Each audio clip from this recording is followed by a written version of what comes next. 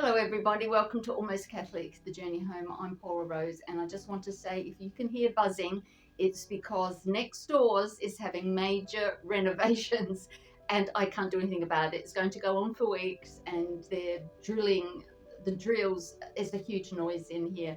I'm in a old miner's cottage, so I have neighbours either side. But the thing is, there's nobody living immediately next door on the other side of my wall. It's empty. This renovations is the house after that. And so you can imagine how loud it really is if you can hear it two doors away. So I'm sorry if it's a distraction, but I can't do anything about it. But today is Saint Josaphat's day. Saint Josaphat, and that's what we're going to talk about today. So today is the 12th of November and it's Saint Josaphat's today. So Saint Josaphat's Saint's Day today, and he's got a really long last name, so I'm not even going to attempt it. I'm just going to share with you what I've learned and how his life has affected me today. I've just been to Mass. But if you want the whole story of his life, I'll put a link to a video in the description, and you can take a look at that, and it'll give you a potted history of his life. And so I went to Mass, and our priest, of course, is all in red, celebrated because he was a martyr. Saint Josaphat was a martyr in Eastern Europe. But the thing that really affected me was the fact that he was a defender of church unity. And I think that's really poignant. If you've seen the last couple of videos, probably the last 3 or 4 videos, I talk about changes in the church and how it's causing disunity. But Saint Josaphat was a defender of church unity. And it was at the time, in about the 10th century, when the Orthodox started breaking away from Rome. And although he was Orthodox, to what I understand, he didn't break from Rome, and he bridged the gap between of his time between the Orthodox and Rome and brought fellowship. He also, in his priestly ministry, would visit people who were that families were estranged from one another, not talking to one another, and he would bring them together and be a mediator and reconcile families. He also would bring bishops and priests together, I understand, but certainly priests together that were fighting with one another and disagreeing with one another. He would bring them together and be a mediator, and unity was restored. But in the end, some Orthodox radicals killed him. So he became a martyr because he was trying to bring unity. There were some on the Orthodox side that were considering rejoining with Rome. In fact, there was a major bishop that actually did that, an Orthodox bishop that actually rejoined Rome. And if you have a look at the video that I sent the link down, it'll explain all of that. And so there were some people thinking, well, what's happening now? We want to stay independent from Rome. And so these radicals took him and killed him. And then a few years after his death, the message came to the Pope at the time, who recognized his sainthood and what he had done for the Roman Church, that he was canonized as a saint quite quickly, I understand, because not only he affected priests and bishops of his time as being the example of church unity. Right up till today, a lot of people use him as a role model and ask him to pray to Saint Josaphat, as we did this morning, and ask to bring unity in the church, because the church has always been in disunity right from the time of Christ. There's been disunity in the church. The church at the time was a Jewish temple, and they didn't want people to be Christians. So there was disunity there. And then when the church was formed, there was schisms within the church. There was heresies that came in. The epistles, the letters were written to address disunity and heresies and things like that, and bad behavior, arguments between people. And right up until today, we still see this happening. But what really struck me, that I learned that Saint Josaphat at that time, what started the Orthodox divide between the Roman divide was liturgies, and there was other things, but liturgies was a big part of it. You know, some of it was the authority of Rome itself, but there was questions about liturgies. Because I think Saint Josaphat kept the liturgies, Orthodox liturgies, which didn't change, but I think the Roman Church was changing them or something, or they renewed them or something like that. And because the Orthodox wanted to keep all the ancient hymns and everything like that, and I think that the Roman Church were trying to relate to the culture of the day, something like that. You have a look at this video and it'll explain it. And that's what's happening today, interestingly enough. The Catholic Church is divided over liturgies, and the SPXX, or something like that, has separated years ago because of liturgies. And they are a separate entity. And of course, every pope since I think they separated 30, 40 years ago because they didn't like Vatican II and the liturgies and the change, and they didn't like the Novus Ordo Mass, the new Mass. And they all have got their own Bible colleges, they ordain their own priests.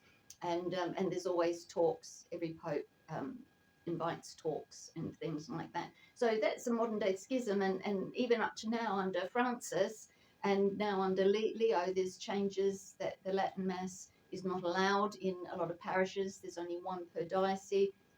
The dioceses are huge, and as you've seen in my last videos about the Latin Mass, people have to travel. I have to travel half an hour, 20 minutes to a Latin Mass. It's no big deal, but many of you in the comments says you have to travel hours, and you do for a Latin Mass, and people should be able to choose what they want, because God never ever overrides our free will, and I don't think the church should either. So I can see the correlation between Saint Josaphat and the Orthodox divide. And of course, more recently, we've got the Vatican announcing that Mary is no longer co-redemptrix, calling her by that name because it's misunderstood, particularly by Protestants, which is, I think, is really bad. Because when I was doing the RCIA course, that's one of the things that it took me a year to really get into Marian doctrine and accept it. And I actually accepted the co-redemptrix because I could see that she's not a saviour, but she's a co-worker with Christ. You know, she participates in the redemption of the world by allowing her womb to be used for God to come to earth to be our saviour. That is co means together, and it doesn't mean in place of. We are co-redemptors in the sense I'm sharing the love of God to the world. I've in my Protestant, I don't think it's happened in my Catholic ministry since I know of, but I know I was deliberately going out evangelizing and saying, you know, would you like to accept Christ as your Lord and Savior? And people did. A lot of people come to Christ over the years. They were baptized and placed within the church, etc., etc., etc. So that is being a co-worker with Christ. And now I'm on YouTube, and I'm sharing that same message in different ways, because I'm learning to be Catholic, and I'll probably become more and more bold as time goes on. And so you know, we work with Christ in his redemptive plan. Jesus says, go into all the world and preach the gospel, make disciples, baptize, cast out demons. That wasn't only for the 12 disciples, and it wasn't for his successors. It is for ordinary folk like you and me. It's for everybody. So we are co-workers with Christ in the work of redemption. So the argument was that co-redemptrix, because people didn't investigate or ask the questions, what that means, they presume it means that she is much of a redeemer as Christ, which is ridiculous.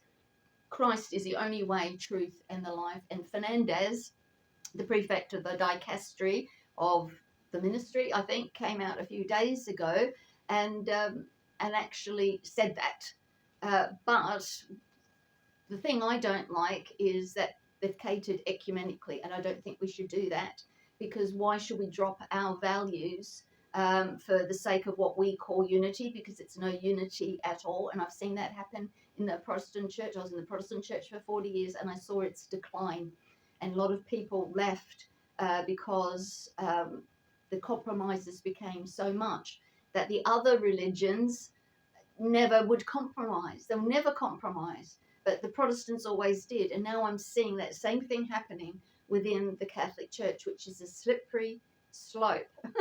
Once you've got your toe in that water, it's easy to walk out into the depths. So I can relate to St. Josaphat, and I felt like healed, because I was not resentful, but a bit confused, as you saw in my last video, about sort of what's going on. And it's interesting that 2 weeks ago I felt God speak to my heart to observe the saints for the day. And in the world, different parts of the world, it's different, because you have local saints. Here in Wales, we have local saints. So I've been doing that. I've been following the saints and learning about them when a saint day would come up. And it's been really, really eye-opening, because it shows me also the history through the eyes of people who have given their lives to Christ. Now they're called saints in heaven. And one of them that I really related to, and in a big way, was Charles Borromeo. That Saint Day was a couple of weeks ago, and I bought a painting with him, and I'm putting him up in my home to remind me that of his life, that I can relate to his life very, very, very much, because it went right back to his childhood and stuff like that. So interesting. And we are co-workers with these saints. We are part of the chain, and we are part of history. I do my little bit and you do your little bit, and somebody else does their little bit. It's so exciting, because we're part of this bigger picture, this big family of God, with all different gifts and different callings. But the basis of all of our callings is to save souls for Christ and bring them in to the church, because Jesus Christ is coming soon and he's preparing his bride. Take a look over at my new channel. It's got a couple of introductory videos on that, the Bride of Christ. I'll link it down below. It should be linked on my channel page anyway. It is the sister channel of Almost Catholic, The Journey Home. It's a ministry of Almost Catholic, The Journey Home, where we look specifically about Jesus' return, the last days, and things of the end times. Well, I hope you enjoyed your Saint Day today, and thank you for watching. I do appreciate it. Appreciate your comments. Let me know how you feel about the Saint Day. Do you celebrate Saint Days? Do they mean anything to you? Have you learned anything? Have you got a favorite saint? Let me know down in the comments. Thank you very much, and God bless you. Appreciate and love you all, and I'll see you in the next video. Bye bye.